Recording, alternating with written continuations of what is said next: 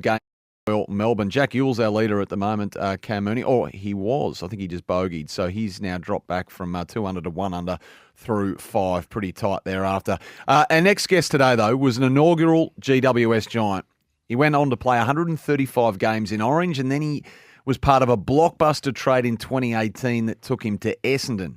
Dylan Shiel last week signed off on a career that saw him run out in 234 AFL games, one that earned him All-Australian selection along the way. His retirement post, its honesty and its candour was very impressive. Dylan, welcome to SEN. We really appreciate your time this morning. Good morning, guys. Yeah, appreciate you having me on. And it's been a good run. So times like these, you see players retire and they largely only discuss the positives, and you can understand that. But while being thankful for what you had, you did say in your retirement post on Instagram that your journey wasn't a fairy tale, that it was hard and it was a fight. How's it sat with you the last few days and weeks since you came to this decision? Yeah, on the post, it probably surprised me, the response to that piece of the caption. But I mean, when I speak to, a lot of my mates and teammates, it was just a bit of honesty that probably every player thinks. It probably just gives a bit of an insight to the non-athletes out there about, how challenging in the faces, the challenge that you have to face throughout a career, and that it isn't all sunshine and rainbows. But yeah, it's nice to enjoy the vulnerability that people appreciated. But yeah, now that I've sort of made the decision and just sort of sitting with it now, it's a nice sort of relaxing feeling, and I'll go through the ups and downs emotionally that I'm sure every elite athlete goes through when they make this transition. But it's so far it's been an emotional week, but I've got plenty of support from my family and friends along the way. Can I be as blunt as to ask whether you tried to get to a third club, or were you pretty settled on this was the time anyway? Oh, sorry. Yeah, I thought that was pretty obvious that I was trying to get to a third. I've been trying for the whole off season, but look, it's I thought I had more football left to play, but football clubs, they have a philosophy in the direction they want to go in, and unfortunately, I'm not on the other side of the table to make the decision. So, I have to respect that. But now that it's the decision's been made, I'm ready to attack life after football head on. Dylan, congratulations, mate. Moons here.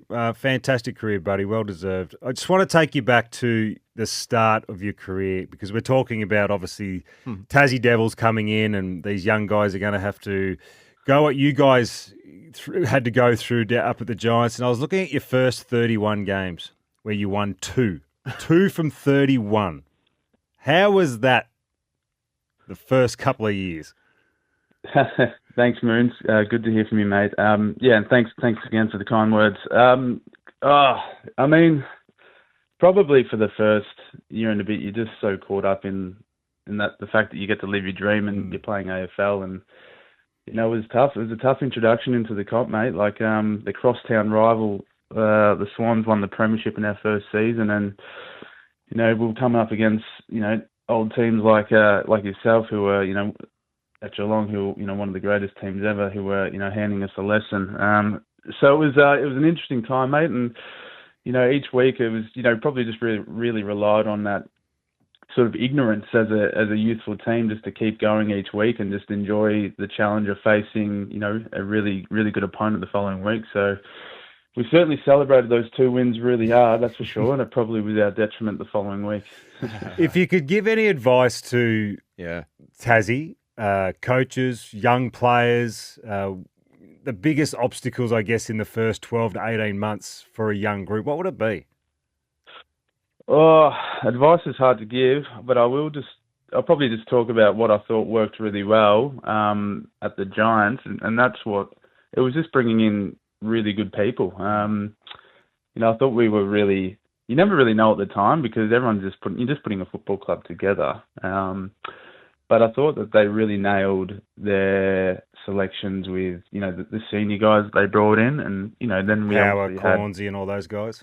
Yeah, like Luke Power, Chad, Dean Brogan, James McDonald, but then we obviously had the the guys that had already been playing for a few years, and Phil Davis, Cal Ward, Scully, Palmer, just had really good guys just helping a young group get up and going. So, and a lot of those players have played 10 plus years at the footy club. So that was probably what I thought the Giants really nailed, was just bringing good quality people, and the talent sort of followed from there. Looked like a heck of a lot of fun though, Dylan. I went up and saw the breakfast point set up back in the day. You and many other teenagers just plopped in there, almost like the school camp that wouldn't end.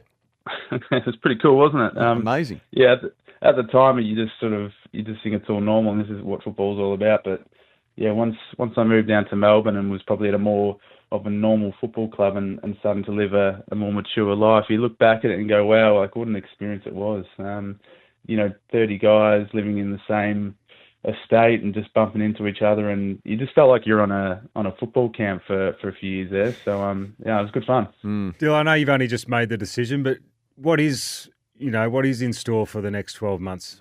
Do you know? Is there any football on board, or is it more go into some corporate world? What are you going to do? Yeah, corporate world is where I've got the itch to enter, but keep in mind, like footy's something I've loved, and I do want to continue to have some sort of football in my life. It won't be playing or coaching in the next 12 months at this stage, but there could be some sort of part-time coaching role at my old school, Corfu Grammar, that we'll look into. Otherwise, I studied finance. So, I had a bit of an investing project in the background, as well as a few other things that I'll start to dive into in the next 12 months.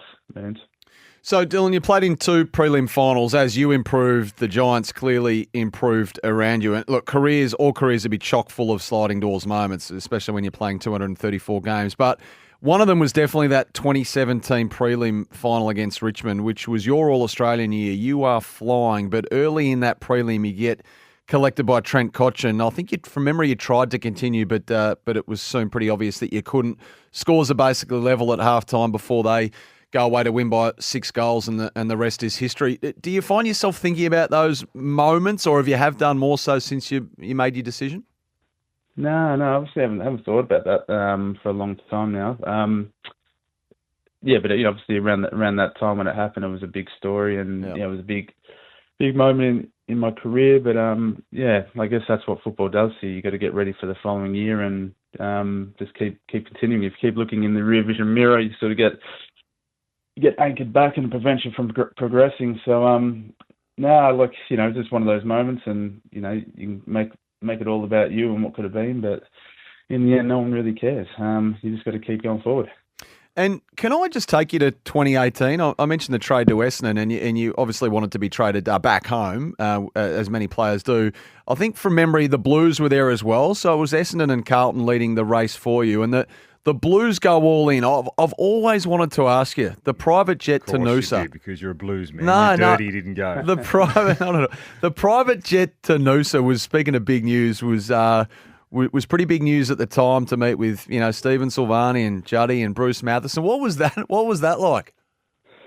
Yeah, it was quite overwhelming, to be honest. It was obviously really cool. I mean, you guys would have watched Entourage, surely. Yes. Yeah, it was certainly my Vinny Chase moment. So but as cool as it was and everything like that, it did feel incredibly uncomfortable. And I'm sure it probably didn't help that the public or the media got wind of the story. I'm sure clubs have been doing that for other players as well, but it's just gone unnoticed. But it was certainly something that a lot of people have enjoyed asking me about, and so too much though. Too much, like not just because it was public, but even if it was private, was it laid on a bit thick? You know what? Maybe if they just did a little bit more, I might have joined them. Who knows? No, look, it was in the end, like, all that stuff's great, and it's great. It's a good fun sort of week experience to go through. But you do make your decision based off where you want to play your football and where you think you're gonna be at your best. And that's what I really based my decision on at the time. So was that based on a belief that Essendon were a young group and maybe we're going to get some success? Well, yeah, you base your decision off where can you see yourself having your biggest impact and enjoying, the best career possible. So, yeah, that was certainly at the forefront of the decision filter. Dylan, just talk us through the Zach Merritt situation and just take us, I guess, inside the change rooms. Him walking back in after everything that's happened over the break, from a player's point of view, teammates' point of view, how do you think that'll all be handled? Gee, you guys really know how to engage the Essendon listeners, don't you?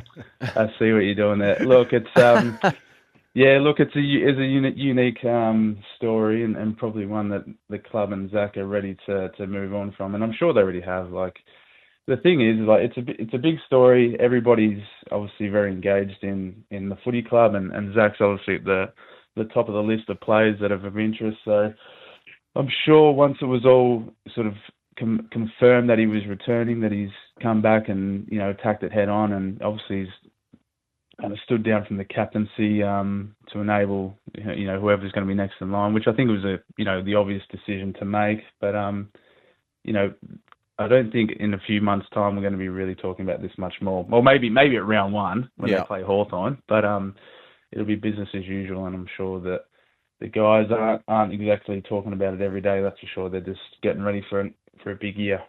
How tough was this season just for you personally, Dylan? Like, there were a lot of injuries at Essendon. You were spending some time in the VFL, and you've maintained your professionalism all the way through, and we've come to know that about you. The team's battling. You're struggling to get in. The body's letting you down a bit. How did you find it in 2025? Yeah, I mean, probably the last 2 years. But the body was actually not challenging me at all. It was probably more the mentally, the last few years challenged me the most. Yeah, and then, that's just part of playing at the top level. At the footy club, I thought some really good people there that are just trying to to be the best and make the footy club as good as can be. And we're just going through a really challenging time. Clubs have a philosophy and direction that they want to go in, and I always felt like I had plenty to give and plenty to add to the group, but footy clubs make the decisions and which way the program's going, and unfortunately it just didn't line up for me those last few years.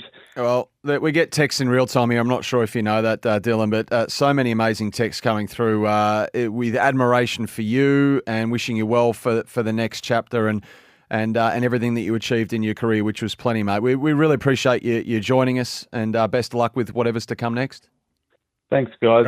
Yeah, and just on the last few days, it's actually been quite lovely to hear a lot of people reach out and talk to me about not just, like, obviously we didn't get to achieve the ultimate at Essendon, but just the way that you go about things. It was quite really nice to hear a lot of people touch on that. So all those people that have messaged me on my social medias and that, like, I've read them all and I love them and I really appreciate them. So, thank you so much. And Dylan, just quickly, actually, before we let you go, just Essendon being the quote-unquote sleeping giant or one of them in the competition, having crossed from GWS down to the Bombers, like, do you have an anticipation or appreciation of just how massive that club could be should they, I'm surely they will, get up and running and contend again, just how big it would be? Yeah, look, it'll be kind of like what we've seen in the past with the bigger clubs, making a comeback, like the Richmond and even Carlton and Collingwood in recent years playing a bit of finals. So yeah, it'll be a big one, and the Essendon faithful, they deserve to experience that because it's been a while, and yeah, I'm sure it's going to happen. Hopefully soon. Well, as I say, a lot of love for you here, mate. Off the text, we wish you well. Thanks again for your time. No, guys, thanks for come on. There he is. Dylan Shiel there, former Giant and former Essendon midfielder, recently retired, 234 games. He was an All-Australian in that 2017 season. The numbers that he churned out in 2017 were enormous. Right, and couldn't he run? God, he could run. Yeah, he was a powerful player too, wasn't he? Always looked like he just prepared himself. Super professional. Immaculately. Yeah, which is all you want out of a player, isn't it? All right, a break on SEN Breakfast. Love your feedback on that. 0433 98 11 16 is the 40 Winks temper text. We'll bring you up to speed with the golf on the other side. Crowns